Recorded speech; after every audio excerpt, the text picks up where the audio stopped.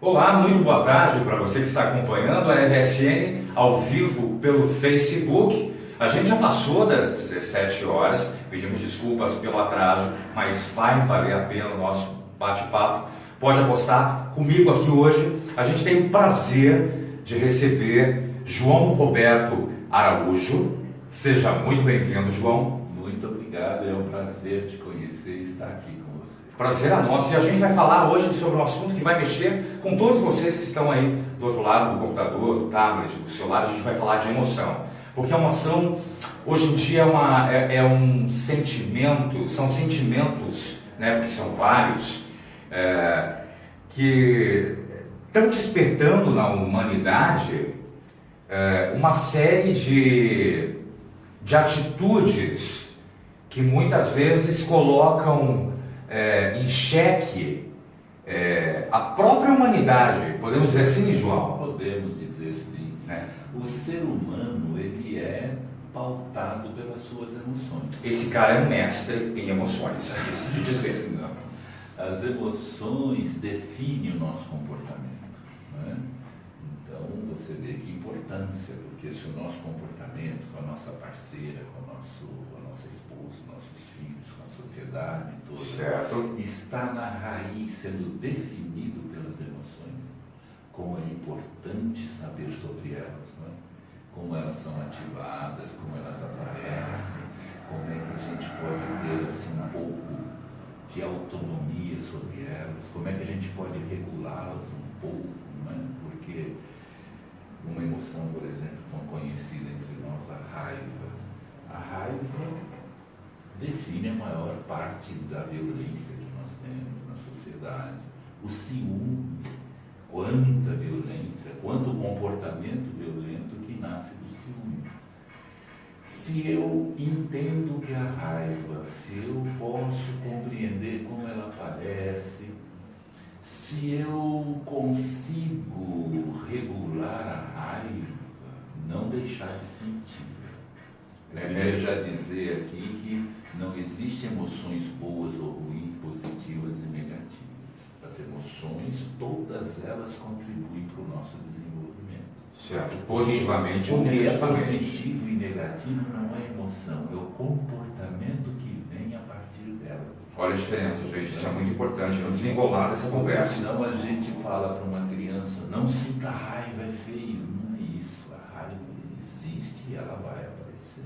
O ciúme, é óbvio que você evoluindo, vai sentir menos raiva. Poderá até num estágio muito avançado, quase não sentir a raiva, o ciúme, o medo. Poucas pessoas consideram isso, né? Pouquíssimas, mas não é uma questão de sentir dela ser positiva ou negativa, é questão o que eu faço com ela. Nós todos conhecemos a história do Gandhi, do Mahatma Gandhi. Sim. Não violência.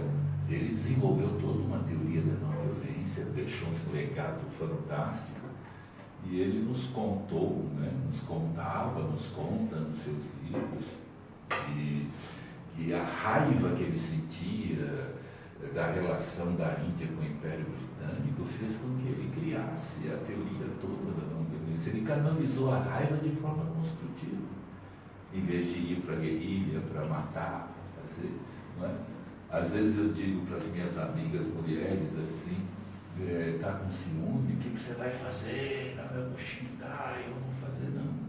Você pode também ir para o salto, passar batom e falar, eu não vou perder essa parada, né? Claro. Então o ciúme faz com que a gente cresça, dependendo de como você... Dependendo de como você enxerga isso. Para você que não conhece ou nunca ouviu falar de João Roberto Araújo, o João é fundador e orientador de conteúdos da inteligência relacional, uma organização que trata justamente disso, da inteligência emocional, de orientações para que essas emoções sejam educadas, para que a gente possa conviver melhor com elas e que a gente possa, para que os alunos ou as pessoas que assistem as palestras ou que se envolvem com a inteligência relacional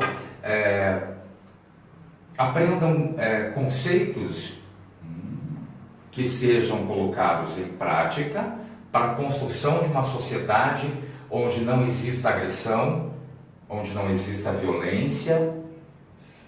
Sim. Seria isso, João? É nesta direção, porque nós estávamos falando como a emoção é importante, é uma coisa muito óbvia, que as emoções mereceriam mais atenção nossa. No entanto, as famílias na educação dos filhos e a escola na educação formal não consideram as emoções na educação. Né? Tem gerações recentes dos nossos pais que se um filho se falasse, pai, eu estou com raiva, ele fala, raiva eu resolvo com chicote. Nega, joga debaixo do tapete. Não deixa o filho viver aquilo, ou experimentar. E ser orientado sobre algo que é fundamental. Nas escolas, as emoções são barradas já no portão da escola. Se um aluninho levanta o dedo e fala, professor, ele nem faz isso porque não tem espaço. Porque ele já se sente. Mas se ele levantasse o dedo e dissesse, professor, eu estou com raiva, a professora não saberia. É capaz ela pensar, isso não é problema da escola, isso é problema, sei lá, de quem, ou da família, ou de um psicólogo. As emoções não entraram ainda como algo que deve compor a educação das nossas crianças e nem nós mesmo adultos. Certo. Na tradição literária, artística, as emoções sempre foram muito fortes. Desde lá da mitologia, do mundo grego, nosso berço cultural, a literatura, o teatro, explode. Tudo é emoção, não é? Claro. Se você, por exemplo, quiser saber sobre o ciúme na literatura, você pega o Dom Casmurro, né? E vê a história de Capitu. É uma análise profunda sobre o ciúme. No entanto, a ciência começou a se ocupar dessas questões da mente, do cérebro, das emoções, do pensamento, muito recentemente, né?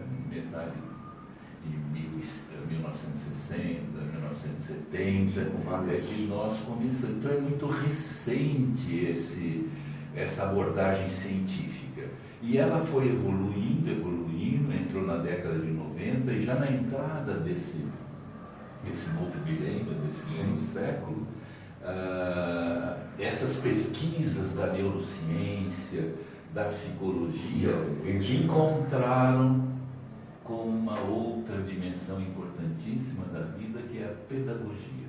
Então, esse conjunto de pesquisas de compreensão sobre o cérebro, sobre a mente, sobre as emoções, encontraram com a pedagogia e se criou uma área nova na educação, que é o que me trouxe aqui em Guarapuava, que se chama educação emocional. Quer dizer, é uma forma de, com a inteligência pedagógica, colocar esses assuntos para uma criança do infantil, para uma criança de 6 anos que está entrando, está começando a se alfabetizar, para o fundamental todo, para o ensino médio, enfim, para todos nós, porque você precisa de um ajuste na complexidade desses conteúdos para poder trabalhar pedagogicamente na educação. E esse é o nosso trabalho, é fazer esse ajuste dessa criação científica em torno das emoções para material que um professor e os alunos possam usar em sala de aula. E que pais possam receber em casa também para mudar um pouco o seu tratamento com as crianças, com seus filhos. Certo. Aonde entra a cultura pela paz aí, João? A cultura pela paz é sinônimo de educação emocional. E vou te dizer por quê. A paz é o contraponto à violência. A violência é ignorância. Eu gosto muito de fixar essa. Então vamos repetir, isso é importante, porque em tempos de Facebook, em tempos de... A violência já começa ali, não começa nas redes sociais. Olha que interessante, o punhal, ele fere no aço, mas fere no cabo. Quem violenta, se violenta também. E às vezes a gente pensa assim, só na vítima, mas o algoz também se destrói com a violência. Em algum nível, ou no nível psicológico interno, ou no nível objetivo. Certo. Então, a violência é ignorância. antes de tudo, se enfrenta com educação. Então violência não gera, ignorância não gera violência, ignorância é violência. Ignorância é violência. É ignorância porque todo gesto de violência é uma incompetência de lidar de outra forma. Eu estou diante de um conflito e isso me dá uma emoção desconfortável e eu vejo o conflito mandando matar o outro, ferindo o outro. Isso é ignorância, porque eu não sei lidar com o conflito. Bárbara, faz favor para mim lá, por gentileza. Obrigado. Eu não sei como lidar com o conflito de outra forma. Né? Então, se violência é ignorância nós vamos tratar com educação, existe, por exemplo, se você quiser aprender inglês, você tem que fazer o quê? Eu tenho que me matricular. Você tem que estudar. Exatamente. Tem que estudar, tem um esforço, tem um material, né? Certo. Então, você, por mais religioso que seja, você não vai no seu templo religioso e fala, meu Deus, me faça falar inglês. Você sabe que o teu Deus pode te ajudar, mas você precisa estudar inglês para falar inglês. Em relação à paz, nós estamos só pedindo a Deus, meu Deus, me faça pacífico, meu Deus. Já evoluiu um pouco para uma passeata, vestido de branco, um concurso de cartazes na escola, às vezes acendendo incenso, mas é muito pouco. Entendi. A paz é um processo de aprendizagem. Se aprende. Como a gente aprende matemática, aprende geografia, aprende linguagem, você aprende os fundamentos da paz. A paz precisa ser ensinada na escola, ensinada na família. Uma pessoa não nasce pacífica ou violenta. Essa é uma realidade, é uma construção cultural. Então, quando você percebe que a paz é um processo de aprendizagem, e que se é um processo de aprendizagem, ele está no contexto da educação, mas que educação? A educação para as emoções, porque não é só a educação para a matemática, para a geografia, para o intelecto, é uma educação, metaforicamente, é uma educação para o coração, é uma educação para os sentimentos. Porque se você tiver uma boa educação para as emoções, você vai fazer uma regulagem da sua raiva e não vai matar. E pode ser uma evolução na vida. Por isso que a educação emocional e cultura de paz são sinônimos. Só que é a resposta mais consistente, não é? Porque você fala, afinal, eu queria tanto ter paz, o que eu faço? Passeata, se veste de branco, com meu brinco, faz uma prece, tudo é bom. Mas se você quiser ter uma ação consistente, eficaz, você precisa considerar que a raiz da violência estão no mau gerenciamento das emoções. E por isso precisa de educação emocional, estruturada na escola e na família. Certo. E quando você trabalha mais, então, com educadores, professores e também com crianças. E quando, por exemplo, você se depara já com... você atende adultos também? Não, nós temos uma ação voltada de forma estruturada para as escolas. Para as escolas. E para as famílias. Certo. Então, para a escola está estruturada em ensino fundamental, ensino médio, ensino infantil, tem os anos... São as escolas que vão atrás de você? Ou você ou a sua organização que procura as escolas? Não, para tudo começa com você quando tem uma ideia, você corre atrás. Certo. Nós vamos atrás das escolas. Já faz uns 15 anos que a gente corre para procurar a escola e dizer, isso é importante. Hoje nós estamos num ponto de mudança que as escolas estão procurando. O que mudou de lá para cá, desses 15 anos quando você começou até hoje? Você sentiu Há pouco conversávamos, antes da entrevista, eu queria me lembrar exatamente como você disse, mas eu acho que vão me faltar as palavras. Você disse que não existe o bem...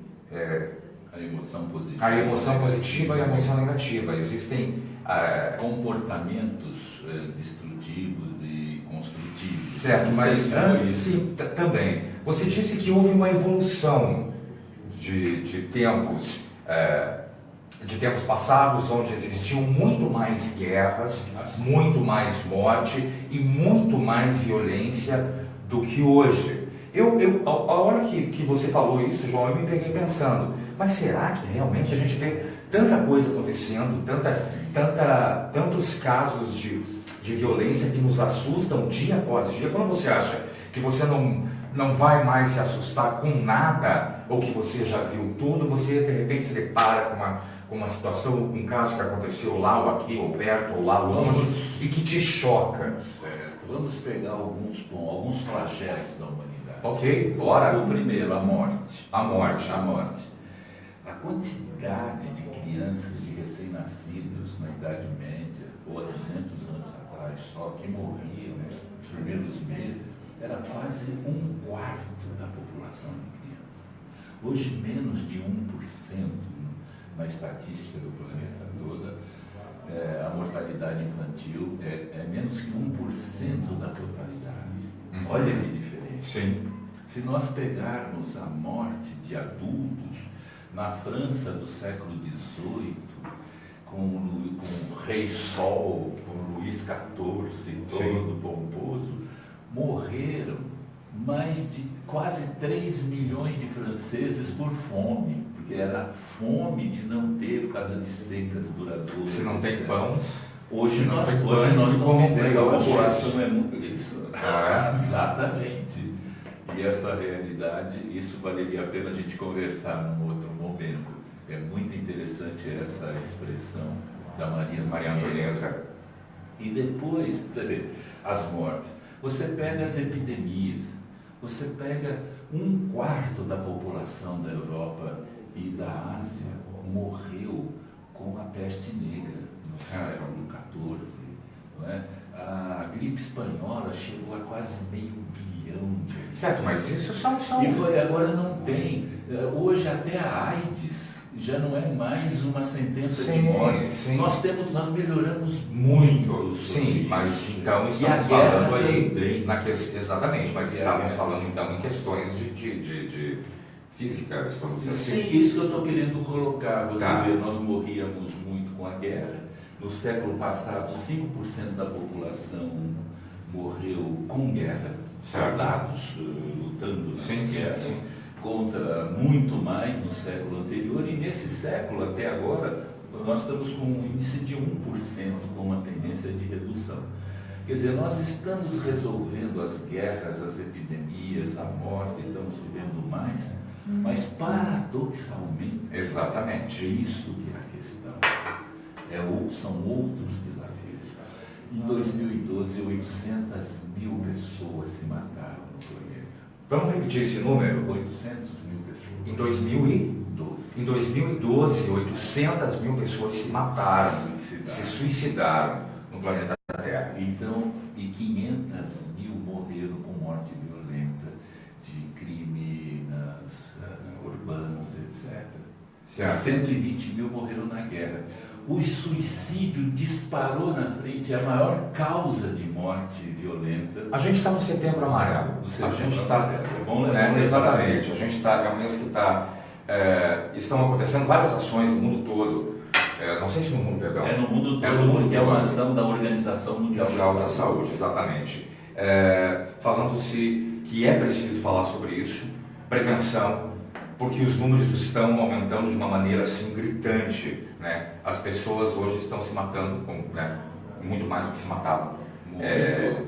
A que você atribui isso, João? Nos países desenvolvidos, mais ainda. Singapura. Países que na teoria não teriam sucesso material total, qualidade de vida, desenvolvimento, isso está nos fazendo, todos os sentidos. É interessante, isso está nos fazendo acordar que há um desequilíbrio. Nós temos um conceito de desenvolvimento subdesenvolvido. Isso é um trocadilho. Nossa compreensão do que é uma comunidade desenvolvida ela está baseada num numa visão subdesenvolvida, porque ela prioriza demais o tecnológico, o econômico e negligencia as dimensões fundamentais do ser humano, que é o seu bem-estar subjetivo. Sim, Então, o emocional. Que tá Mas não está muito ligado, tudo não está ligado. Tudo está ligado, mas é preciso. Você tem pressão para ter casa mais bonita, roupa de grife e tal, mas ainda não existe uma pressão para você olhar para dentro, para você olhar essa outra dimensão do ser humano. E ela, tendo sido esquecida, agora ela está chegando para cobrar. Né?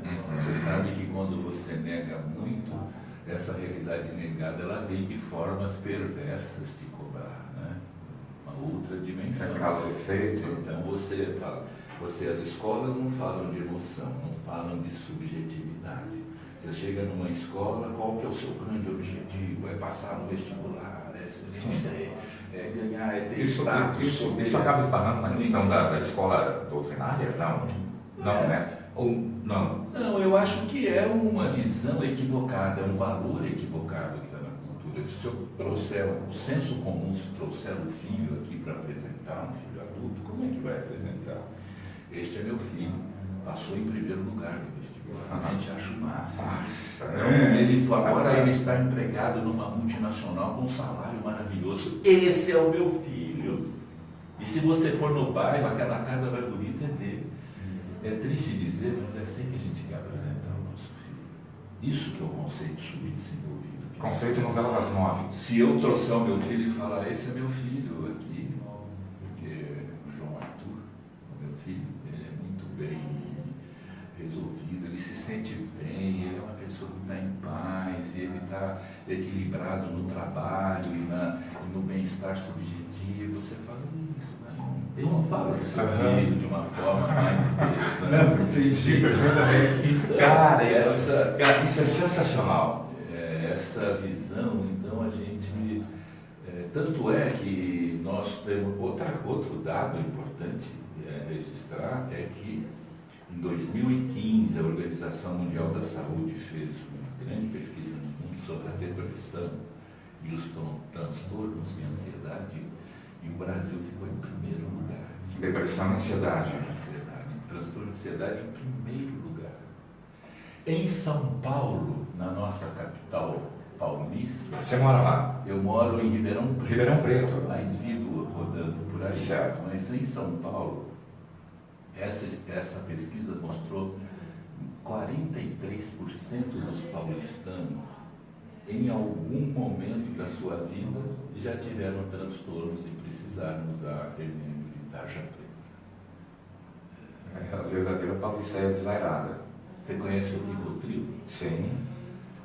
O Brasil é o maior consumidor de Rivotril do mundo. Então, isso tudo nos faz parar e pensar.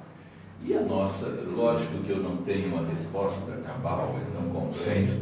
O que parece que nós estamos acordando é que o maior desafio deste século é educar para as emoções, é educar, criar umas condições para que as pessoas, além de ganhar dinheiro e dimensão material, também possam ter um bem-estar subjetivo. E que isso não esteja ligado a essas questões materiais, a status, a ter cada vez mais e mais e mais, que isso não... Agora, é muito difícil, porque a sociedade capitalista, consumista, dificulta bastante. Isso é um ato heróico de você escapar dessa máquina de triturar, que é esse modelo consumista. Então, por isso é extremamente desafiador. A gente tem que ir devagar, ir colocando aos poucos, porque a mudança não é uma revolução, é uma renovação. Eu preciso ir compreendendo os poucos. No dia a dia eu vejo nas escolas, os professores. Agora, o que é maravilhoso para dizer para você é que eu percebo que a receptividade sobre isso é imensa. E aí está o combustível da mudança. As pessoas falam, é muito difícil mudar, mas eu acho que faz sentido e precisa. Os professores se surpreendem. Se surpreendem e acolhem com uma extrema boa vontade. e acolhem não como mais um encargo, eles acolhem como uma resposta para eles mesmos. Eles têm os mesmos problemas que as crianças têm, eles têm problemas em casa com o marido, com os filhos. Sim. E eles precisam de... hoje, a formação continuada e os cuidados com os professores não estão indo além dos conteúdos que eles lecionam. Então, os professores são retirados para estudar mais matemática, porque eu leciono matemática, mas sobre a vida, e eles estão precisando urgentemente de ajuda para verificar como é que eles lidam com a complexidade dessas coisas todas que estão caindo lá na sala de aula. Então, quando nós falamos de emoção, etc., eles ficam assim, no momento de ter um susto inicial, mas depois da formação, do tempo de preparação para eles irem para a sala de aula com esses conteúdos, aí nós percebemos uma aceitação muito grande. 2 casos. A conversa está muito boa, eu poderia me estender aqui por horas, porque falar de emoção é falar de humano, é falar de mim, de você, dele, enfim, de todos nós. Já que a educação, a gente é um dos temas, e como é que o aluno, como é que a criança se comporta ou pode vir a se comportar. Nós temos 2 casos recentes. No mesmo estado, em Santa Catarina, uma professora foi agredida violentamente por um aluno de 15 anos de idade, que estourou a cara dela, né, o termo é esse. E nós tivemos agora, na semana passada, algumas alunas que deram água de privada para uma professora bebê com comprimidos moídos dentro dessa água. E isso não aconteceu uma, foram várias vezes. João? Eu não quero, porque é tão óbvio a violência contra o educador, e ela é tão ressaltada, que eu acho que é desnecessário que eu fale sobre isso. Tá. Eu quero colocar um outro olhar. Por favor. Existem moças que ficam grávidas, e quando elas ficam, e elas são despreparadas, por circunstâncias históricas, elas são muito despreparadas. Eu vou falar da moça, mas o moço Sim, também. Mas ela fica grávida. E a hora que ela está grávida, ela fala assim: o que essa coisa está fazendo aí que eu não quero, que eu não gosto? Tem crianças que já recebem um nível de frustração antes de nascer altíssimo. É 9 meses de negação afetiva, psicológica e de agressão física, às vezes tentativa de aborto, alimentação, droga. Tem criança que nasce e não é olhada, e não é acolhida, porque a coisa mais importante para uma criança quando nasce é o acolhimento afetivo, porque é muito difícil nascer. A gente não lembra, mas é muito difícil nascer. A luz, o ruído, o novo, a simbiose com a mãe. E tem criança que não é olhada. Tem criança, a Organização Mundial da Saúde tem um estudo sobre o chacoalhão. É impressionante como crianças recém-nascidas, por chorarem no berço, são chacoalhadas violentamente, jogadas no berço de novo, por pais que beberam, que estão alcoolizados, etc. Tem crianças de 3, 4 anos que andando pela rua, segurando na saia da mãe, a mãe fala: você é um estorvo na minha vida, não sei por que você nasceu, você só atrapalha, você tem problema. Isso para não falar de crianças que foram abusadas sexualmente, que foram incomodadas sexualmente, e é extremamente difícil compreender isso. E essas crianças caem na escola. Felizmente não é a maioria, mas tem crianças que têm uma história de frustração imensa. E a violência vem de uma história de frustração. Lógico que uma hora isso vai estourar. Existe o processo de resiliência em muitos casos, mas a violência é frustração, é desequilíbrio entre frustração e satisfação. E aí chega na escola, ela entra na escola com déficit afetivo. Déficit afetivo?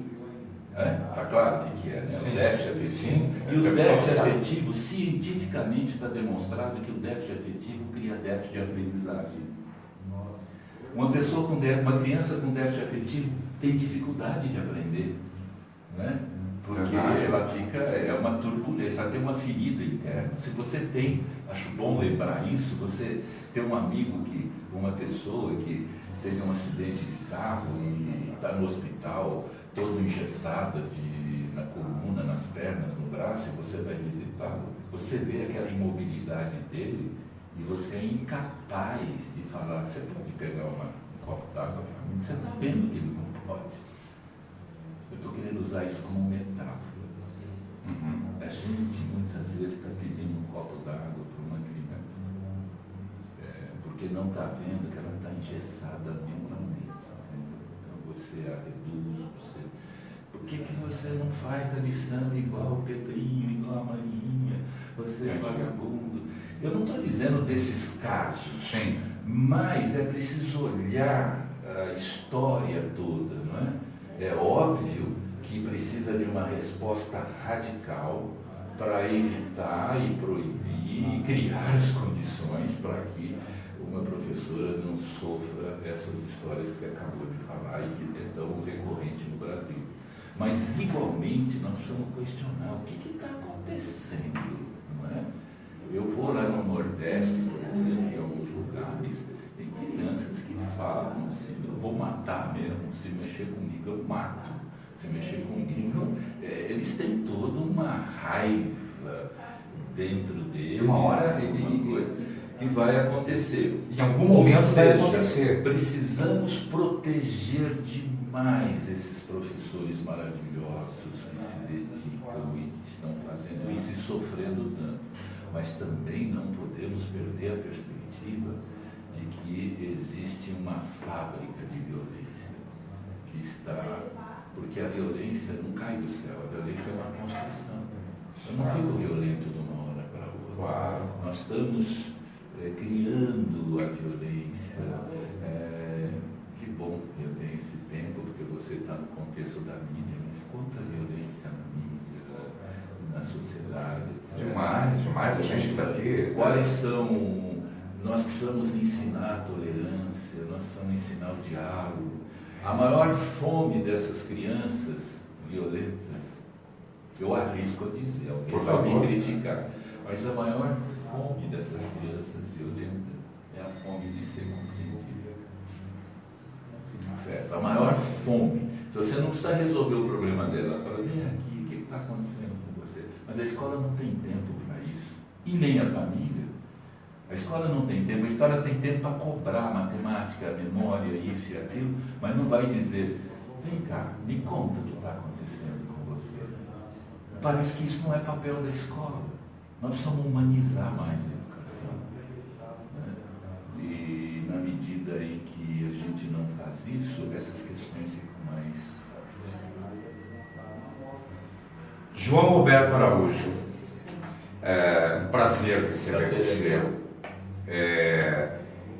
Eu fiquei até assim, sério, porque ele estava falando de uma maneira tão envolvente, e que te faz pensar e que te faz refletir.